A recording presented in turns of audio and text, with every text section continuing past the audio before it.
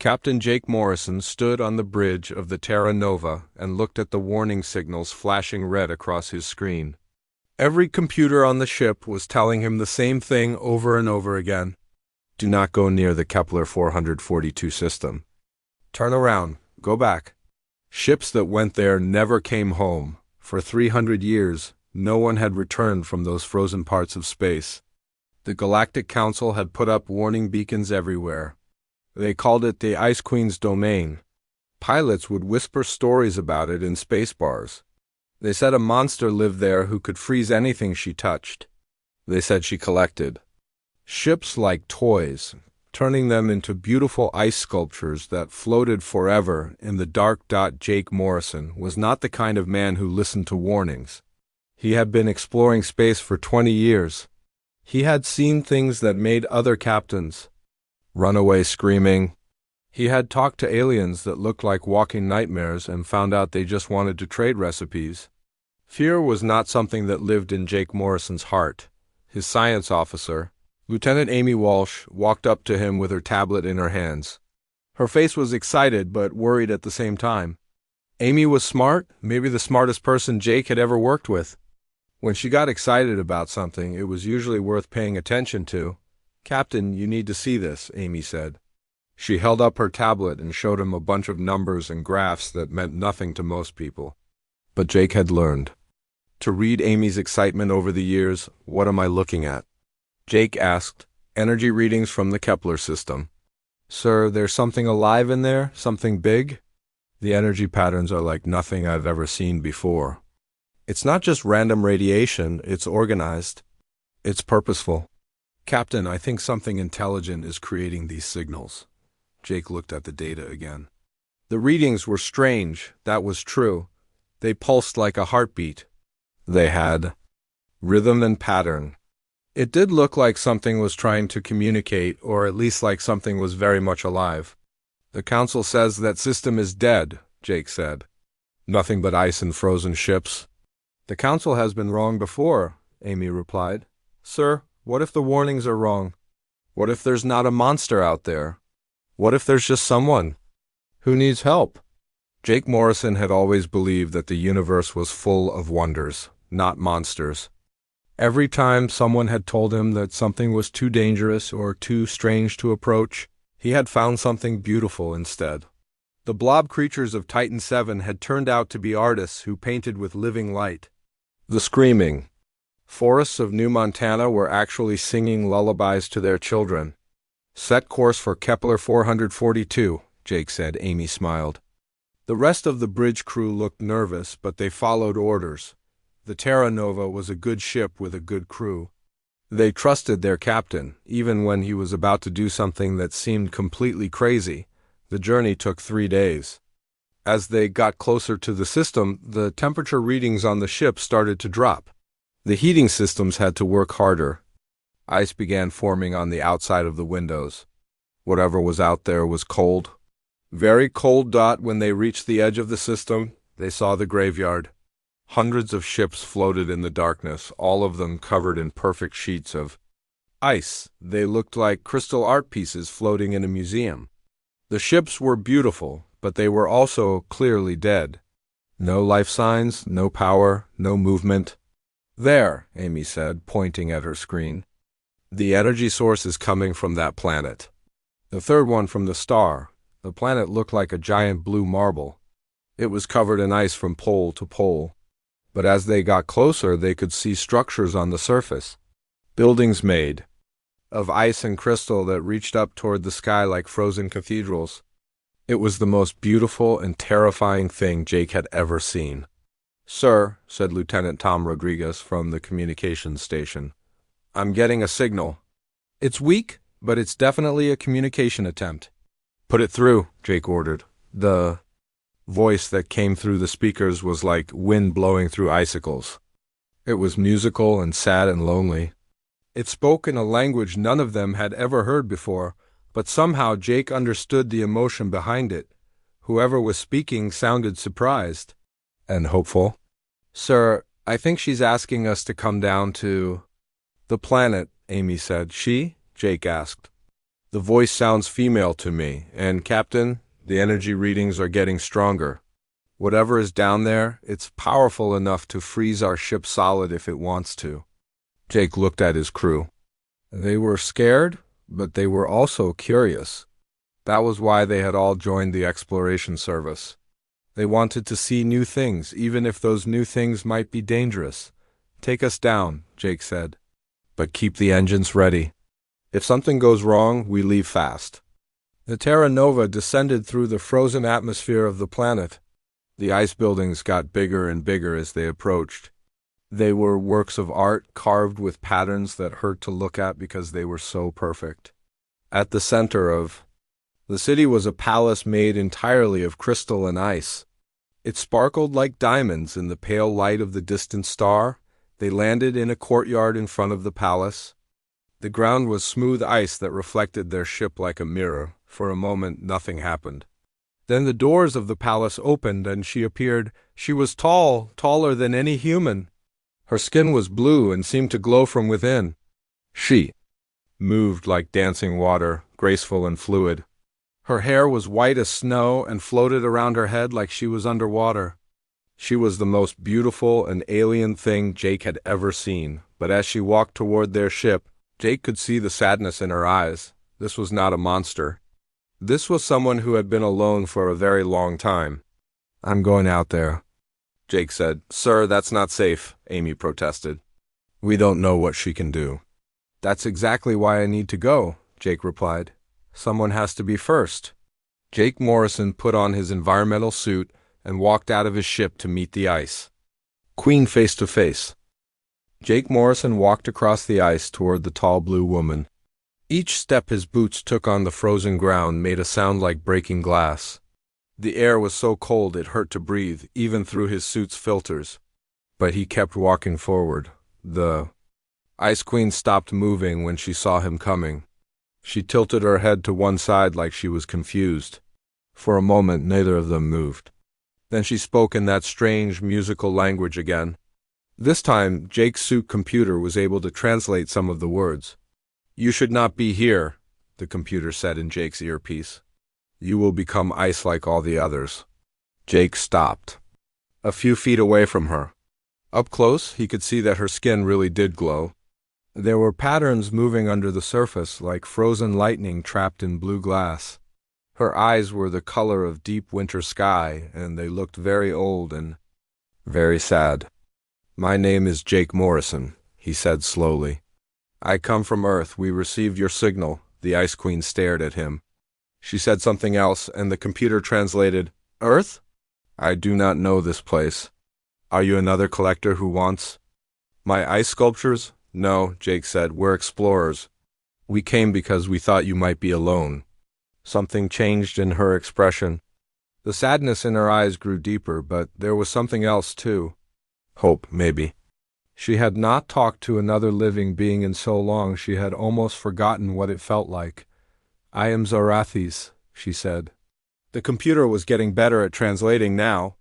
I am the last of the Cryonary. Everyone who comes here dies when I touch them. You should leave before the same happens to you. What if I don't die? Jake asked. Zorathis laughed, but it was not a happy sound. It was like wind howling through empty caves. Everyone dies when I touch them. It is what I am. It is what I do. I cannot control it. Jake looked at her for a long moment. He thought about all the warnings, all the stories, all the fear. Then he did something that surprised both of them. He started taking off his environmental suit. Captain, no, Amy's voice crackled through his radio. The temperature out there will kill you in minutes. But Jake kept removing the suit. The cold hit him like a wall of needles. His breath came out in white clouds. Frost immediately started forming on his hair and eyebrows. But he was still breathing.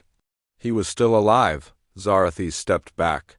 In shock. You should be frozen already, she said. How are you still moving? Jake was cold, very cold, but his body was fighting back. He could feel his heart beating faster, pumping warm blood through his veins.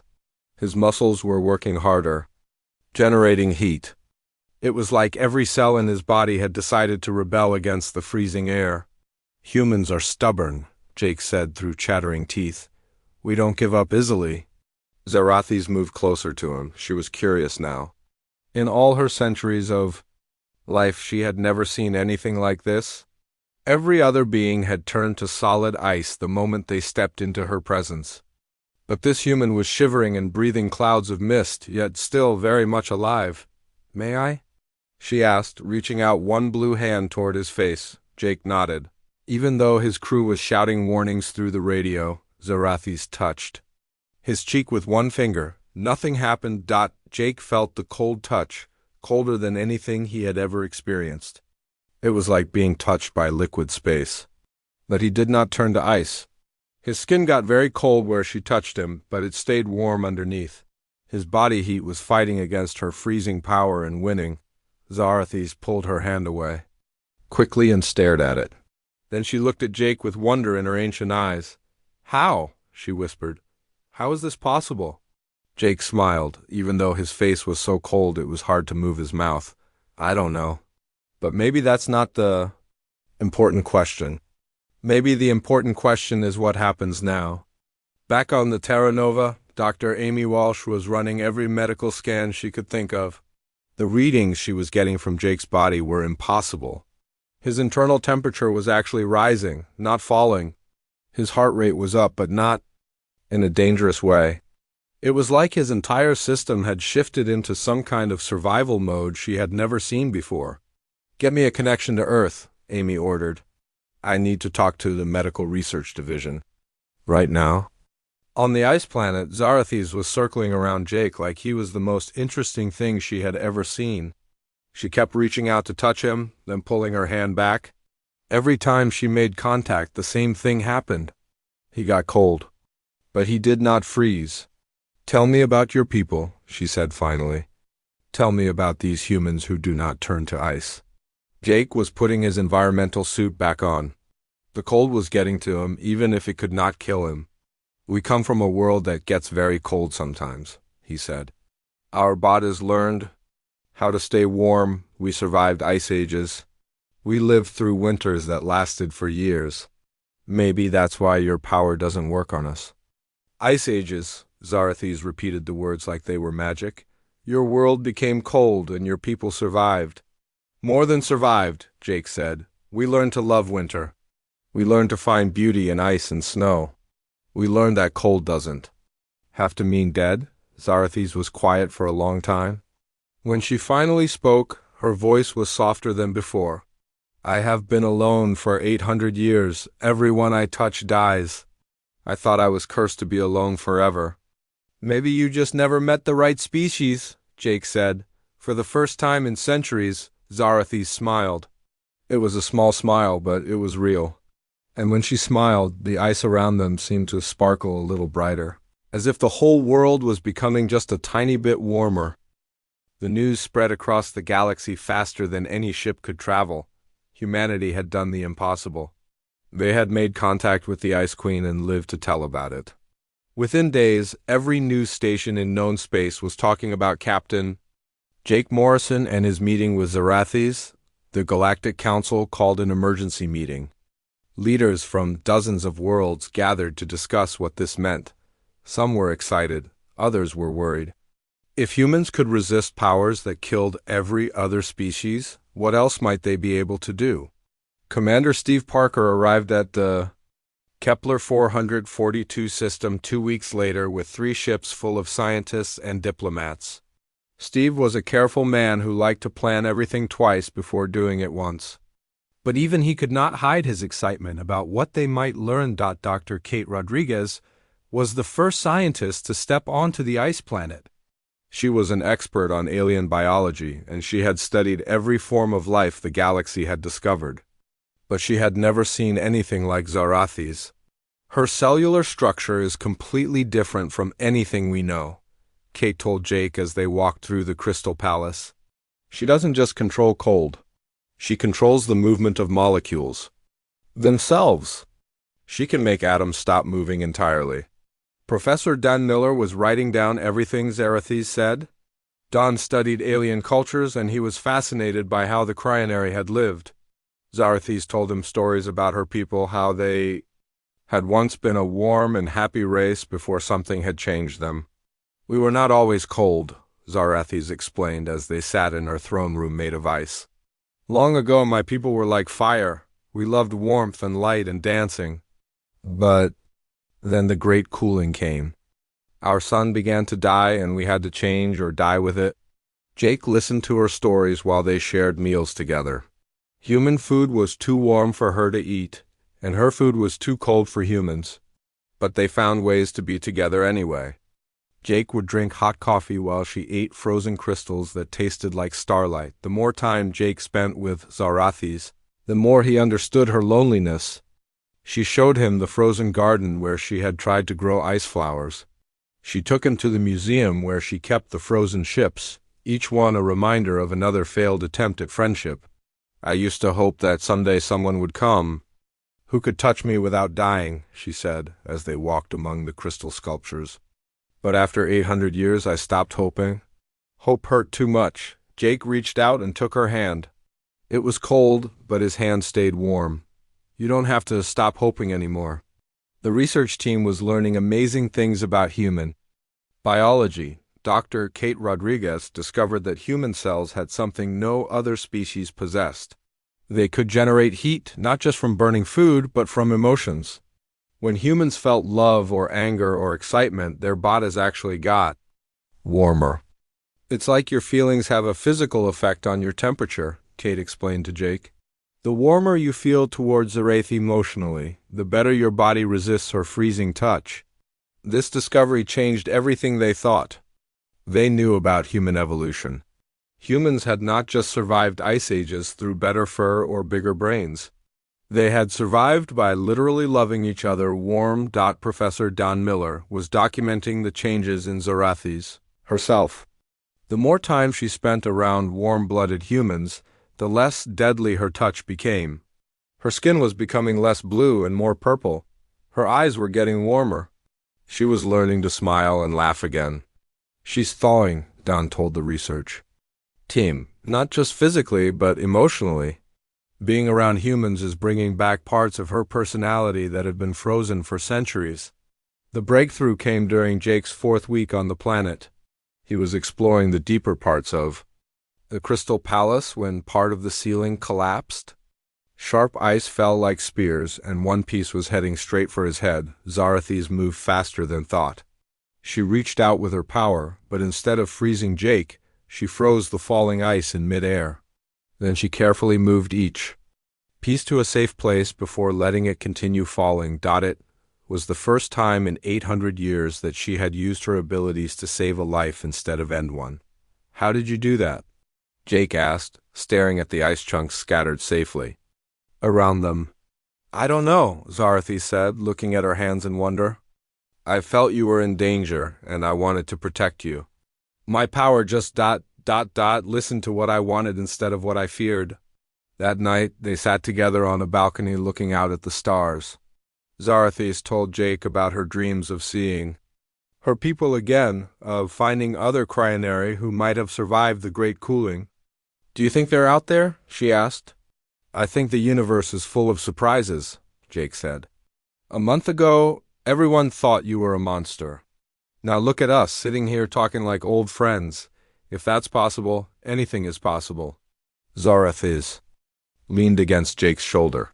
For the first time in centuries, she felt truly warm. Not from any external heat, but from the feeling of having someone who cared about her, someone who saw her as a person instead of a weapon. The ice around them began to change. Instead of sharp, cold crystals, delicate flowers made of frost began to bloom. They were beautiful and intricate, like living art made from frozen air.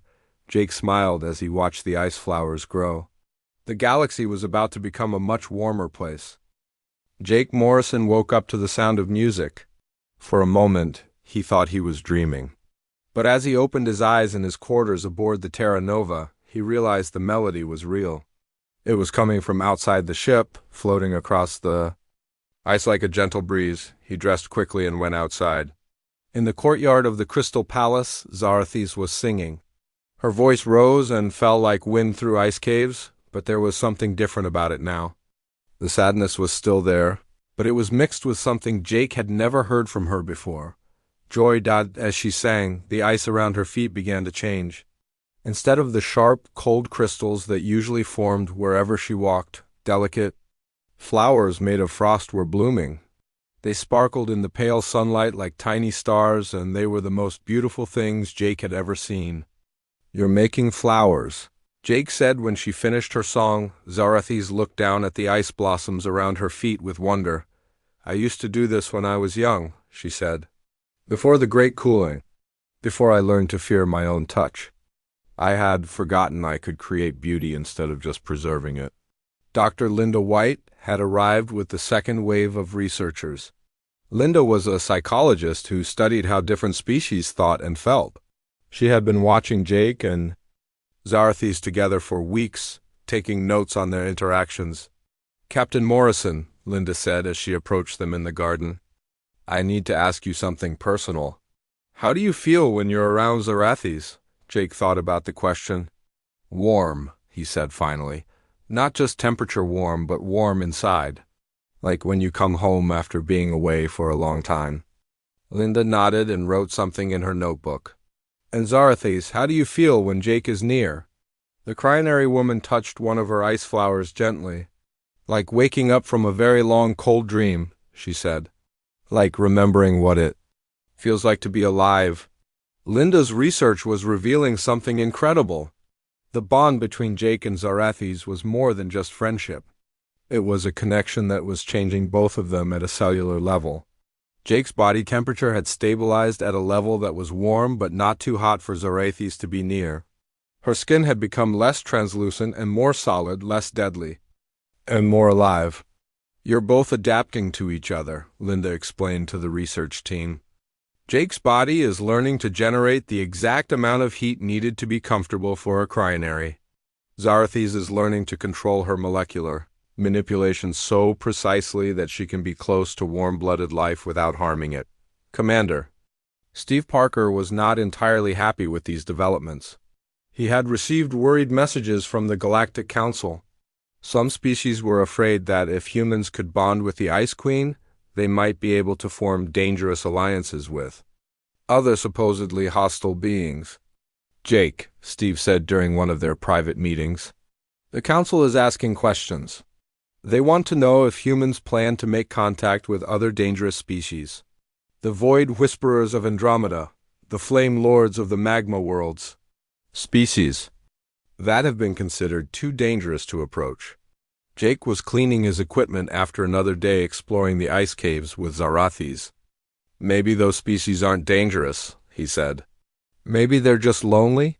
Maybe they're waiting for someone who can understand them. Or maybe some things should be left alone," Steve replied. But Jake was not thinking about politics or galactic councils. He was thinking about the look in Zarathes' eyes when she had saved his life. He was thinking about how she hummed while she made ice flowers. He was thinking about how she had started asking questions about Earth, about human families, about what it was like to never be alone. The breakthrough in their relationship came during a storm. The ice planet's weather was usually calm and still, but sometimes violent winds would sweep across the surface, carrying shards of frozen air that could cut through metal. Jake and Zarathes were caught in the open when one of these storms hit. The wind was so strong it knocked Jake off his feet. Ice shards were flying everywhere like frozen bullets. His environmental suit was getting damaged and his heating system was failing. Zarathes acted without thinking.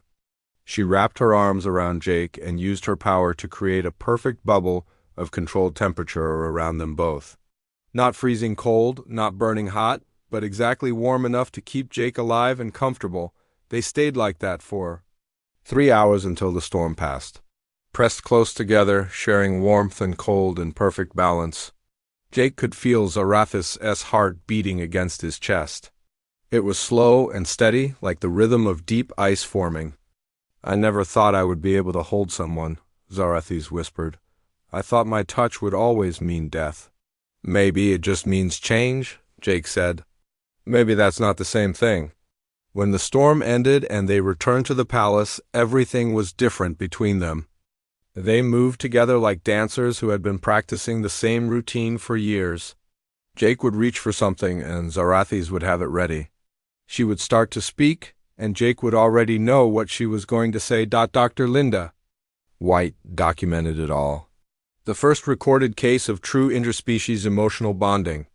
Not just communication or cooperation, but actual love between beings who should have been impossible for each other. That night, Zarathes showed Jake something she had never shown anyone. Deep beneath the palace, in caves carved from solid ice, were murals. Pictures frozen into the walls showing the history of her people. Cities of crystal and flame. Cryonary dancing with beings of fire and light.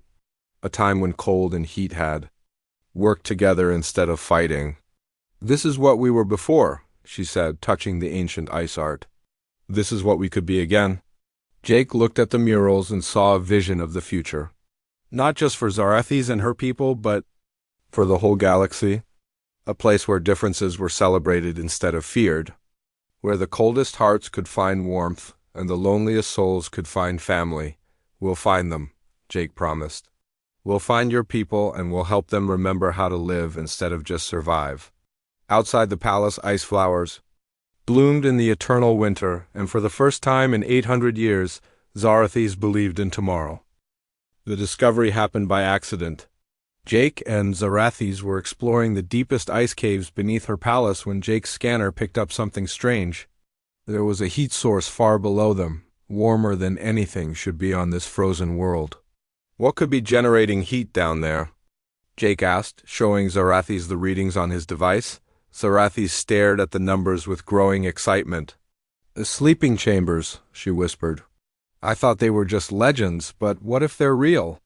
She led Jake deeper into the caves than anyone had ever gone before. The ice walls around them were covered in symbols that grew older and more complex as they descended. Finally, they reached a massive door made of crystal and metal, sealed with locks that had not been open for centuries. My people, Zarathes said, her voice shaking with emotion. When the great cooling came, some of them chose to sleep instead of change.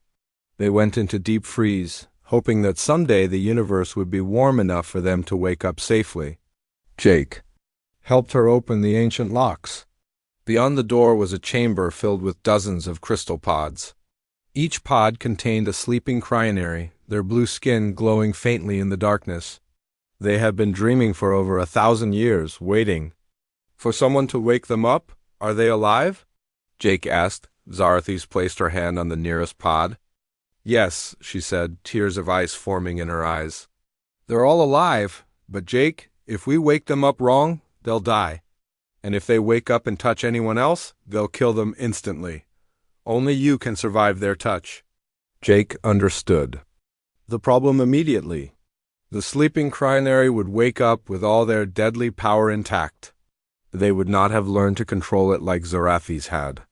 Anyone who tried to help them would be frozen solid in seconds. We need more humans. Jake said, lots of them. Within a month, the Kepler 442 system was busier than it had been in centuries. Ships arrived from Earth carrying volunteers. Doctors, scientists, engineers, and ordinary people who had heard the story and wanted to help. They came because Jake Morrison had proven that humans could do impossible things, and they wanted to be part of something miraculous. Dr. Kate Rodriguez led the medical team that developed the awakening process. It was delicate work that required perfect timing. Too much heat too fast would kill the sleeping cryonary.